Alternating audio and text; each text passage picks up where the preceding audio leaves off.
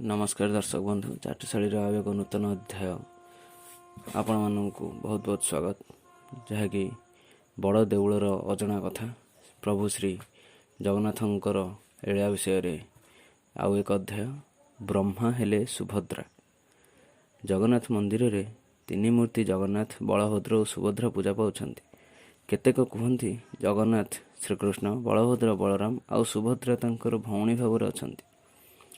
प्रकृत में एमाने तीन देवता, जगन्नाथ विष्णु, बलभद्र महेश्वर आउ सुभद्रा को ब्रह्मांकर अवतार बोली ग्रहण करा जाए। ब्रह्मा किपरि सुभद्रा हेले से विषय एक सुंदर कहानी शुणा मिले। द्वापर जुगर कथा। गोपपुर नंदघरे श्रीकृष्ण बढ़ुले। गोपाल बालकों को धरी बण को गाई चराइबा जाउथिले। थरे निज सांग मानू धरी से बण में भोजी करुथिले। गाई माने मन आनंद बणसार बुली चरुथांती। एतिक बेले ब्रह्मा सेठाକୁ आसी केते गुड़िए बाछुरी चोराई नहीं गले। कृष्ण बणभोजी खाई कदम्ब गछर छाई शोई पड़ी था। से ही समय रे नंदराज सेठाକୁ आसी देखती तो कृष्ण गछ तले आनंद शोइछन्ति। गाई गोठरे केतेटा बाछुरी नहांती। से रागी जाई कृष्ण को गोटे तेंतुली छाटरे पिटिबाकू लागिले। बाछुरी को खोजी आनिबाकू निर्देश मध्य देले।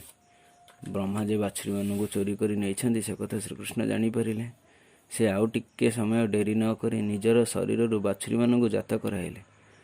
ता सहित ब्रह्मा को अभिशाप दे कहले, तू मो पाखरे एपरी काम कल जहा फल मु निर्दोष दंड पाइली। तेणु तुमे यह परठू अपूजा होई रहिबो। श्रीकृष्णଙ୍କର अभिशाप पाई ब्रह्मा भयभीत होई उठिले। से अति विनय भाव निजर भूल पाई अनुताप करने संगे संगे प्रार्थना कले।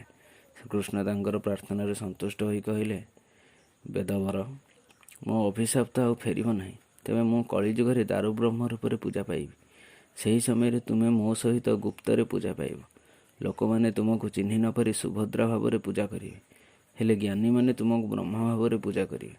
से ही अभिशाप ब्रह्मा आज सुभद्रा रूप से पूजा पाउछन्ति।